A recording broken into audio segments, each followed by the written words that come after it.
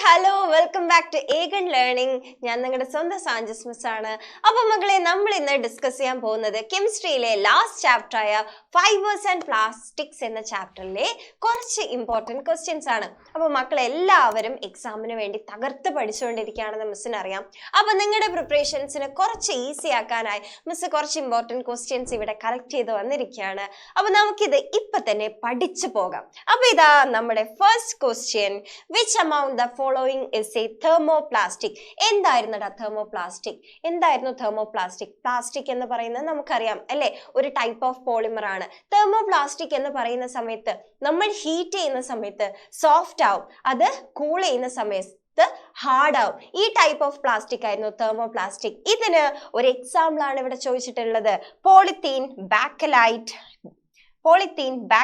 Polyester, urea, formaldehyde. ഇത്രയും options തന്നിട്ടുണ്ടല്ലേ. ഏതാണ് ഇതിലുള്ള തെർമോപ്ലാസ്റ്റിക്? അതാണ് നമ്മുടെ ക്വസ്റ്റ്യൻ. ഏതാണ് തെർമോപ്ലാസ്റ്റിക്കിന്റെ എക്സാമ്പിൾ ആണ് പോളിത്തീൻ. ഏതാണടാ എക്സാമ്പിൾ? പോളിത്തീൻ ആണ് എക്സാമ്പിൾ എന്ന് പറയുന്നത്. അപ്പൊ ഓർത്ത് വെച്ചോ, തെർമോപ്ലാസ്റ്റിക്കിന്റെ എക്സാമ്പിൾ ആണ് പോളിത്തീനും കൂടാതെ പോളിവിനൈൽ ക്ലോറൈഡ് PVCയും തെർമോപ്ലാസ്റ്റിക്കിന്റെ എക്സാമ്പിൾ ആണ്. അടുത്ത ക്വസ്റ്റ്യൻ ഇതാ, ശ്രദ്ധിച്ചോ. Which of the following characteristics are related to synthetic fibres? ചുവടെ കൊടുത്തിരിക്കുന്നവയിൽ കൃത്രിമ നാരുകളുടെ സവിശേഷതകൾ ഏവ?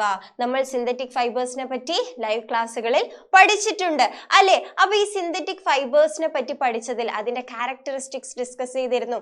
ഈ തന്നിരിക്കുന്നവയിൽ ഏതാണ് ഈ സിന്തറ്റിക് ഫൈബേഴ്സിന്റെ ക്യാരക്ടറിസ്റ്റിക് എന്നാ ചോദിച്ചിരിക്കുന്നത്. അപ്പൊ ഈ തന്നിരിക്കുന്ന ഓപ്ഷൻസ് ഒന്ന് വായിച്ചേ.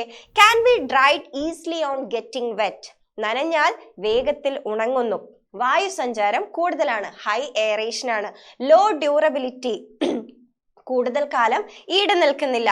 അതേപോലെ റിങ്കിൾ ഫ്രീ ആണ്, ചുളുങ്ങുന്നില്ല. സിന്തറ്റിക് ഫൈബർ എന്ന് പറഞ്ഞാൽ എന്തായിരുന്നു? മാൻമെയ്ഡ് ആണ്, മനുഷ്യരുണ്ടാക്കിയതല്ലേ.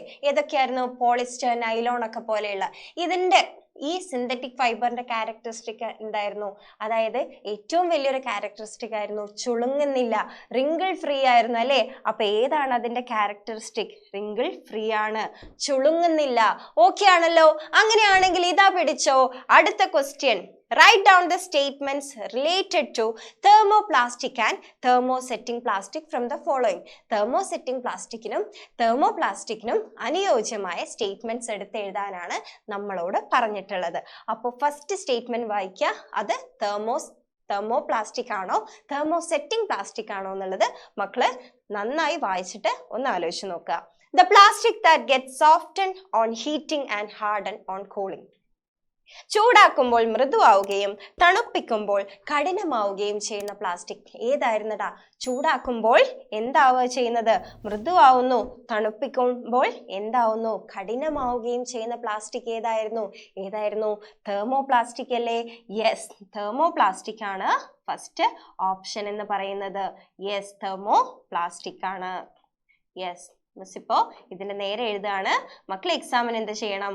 മക്കളെ എക്സാമിന് ഇത് 2 കോളമായിട്ട് മാറ്റി എഴുതണം. തെർമോപ്ലാസ്റ്റിക്, തെർമോസെറ്റിംഗ് പ്ലാസ്റ്റിക് എന്ന് 2ആയിട്ട് ഇങ്ങനെ ഡിവൈഡ് ചെയ്തിട്ട് വേണം മക്കള് ആൻസർ എഴുതാൻ വേണ്ടിയിട്ട്.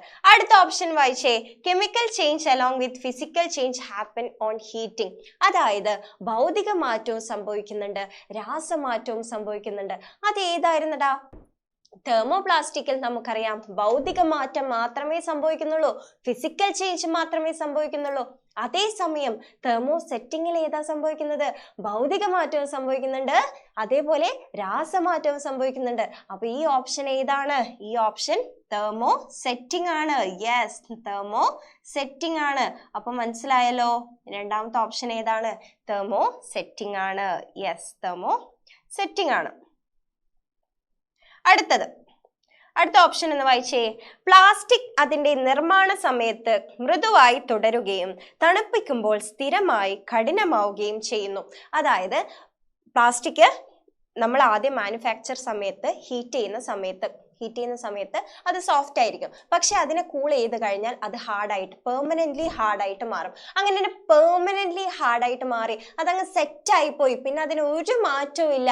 അങ്ങനെ സെറ്റായിട്ട് മാറുന്നതായിരുന്നു നമ്മുടെ തെർമോ സെറ്റിംഗ് പ്ലാസ്റ്റിക് എന്ന് പറയുന്നത്.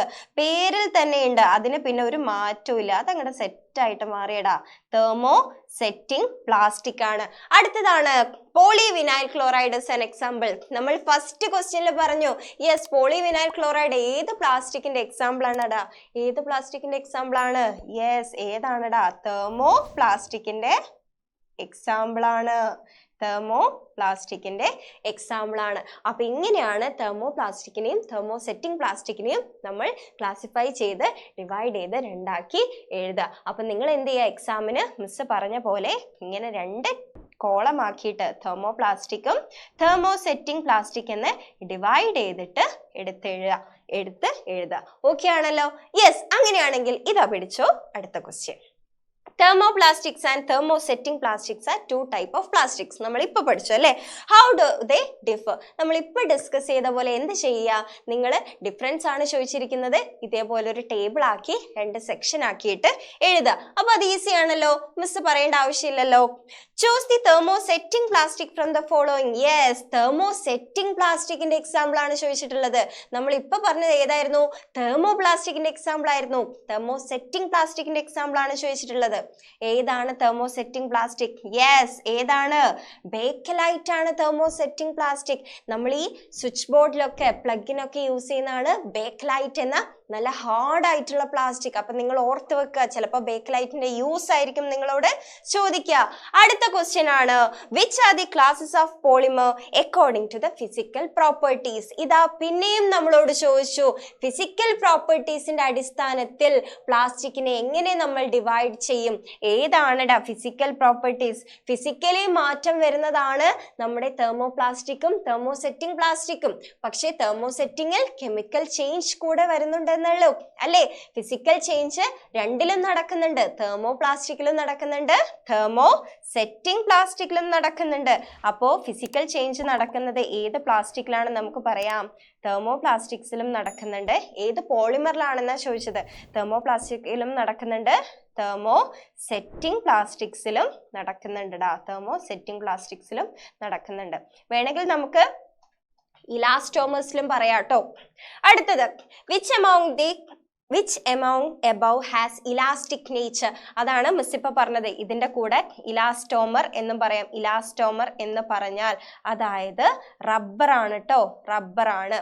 ഇതും ഫിസിക്കൽ ചേഞ്ച്, ഫിസിക്കൽ ഷേപ്സ് നമുക്ക് മാറ്റാൻ പറ്റും. അപ്പൊ ഇതിൽ ആർക്കാണ് ഇലാസ്റ്റിക് നേച്ചർ ഉള്ളത്? ആർക്കാണ്? റബ്ബറിനാണ് ഇലാസ്റ്റിക് നേച്ചർ ഉള്ളത്. ആർക്കാണ്? റബ്ബറിനാണ് ഇലാസ്റ്റിക് നേച്ചർ ഉള്ളത്. മൂന്നാമത്തെ ക്വസ്റ്റ്യൻ വായിച്ചേ. Write any two advantages of man-made fibers. Man-made fibers എന്ന് പറഞ്ഞാൽ എന്താ? മനുഷ്യനിർമ്മിതമായിട്ടുള്ള ഫൈബേഴ്സ്, മനുഷ്യനിർമ്മിതമായിട്ടുള്ള നാരുകൾ, സിന്തറ്റിക് ആയിട്ടുള്ള ഫൈബേഴ്സ്. സിന്തറ്റിക് ആയിട്ടുള്ള ഫൈബേഴ്സിന്റെ ക്യാരക്ടറിസ്റ്റിക്സ് നമ്മൾ പഠിച്ചല്ലേ? എന്തൊക്കെയായിരുന്നു? നമ്മൾ നേരത്തെ പറഞ്ഞു, ചുളുങ്ങുന്നില്ലല്ലേ, റിങ്കിൾ ഫ്രീ ആണ്. പോളിസ്റ്റർ വസ്ത്രങ്ങളൊക്കെ നമ്മൾ ഉപയോഗിക്കുന്ന സമയത്ത് റിങ്കിൾ ഫ്രീ ആണ്. നനച്ചു കഴിഞ്ഞാൽ പെട്ടെന്ന് ഉണങ്ങും അല്ലെ? അതേപോലെ പെട്ടെന്ന് കീറിപ്പോവോ? ഇല്ല.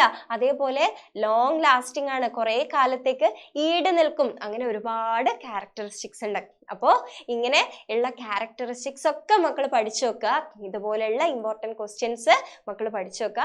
അപ്പൊ ഇങ്ങനെയുള്ള കുറെ ഇമ്പോർട്ടൻറ്റ് ക്വസ്റ്റ്യൻസ് നമ്മുടെ ഏകണ്ട് ലൈവിലുണ്ട്.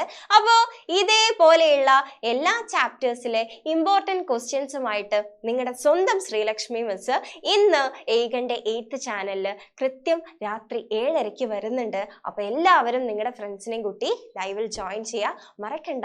ഇന്ന് രാത്രി 7:30. അപ്പോൾ എല്ലാവരും ലൈവിലേക്ക് എത്തിയിട്ട് നല്ല അടിച്ചു പൊളിച്ച് പഠിക്കുക. അപ്പോൾ നമുക്ക് ഹൈ മാർക്സ് തന്നെ സ്കോർ ചെയ്യാം. ആ മാർക്സിൽ ഒരു കോംപ്രമൈസും ഇല്ല. അപ്പോൾ കൂടുതൽ വീഡിയോസുമായി നമുക്ക് വീണ്ടും കാണാം. ബൈ.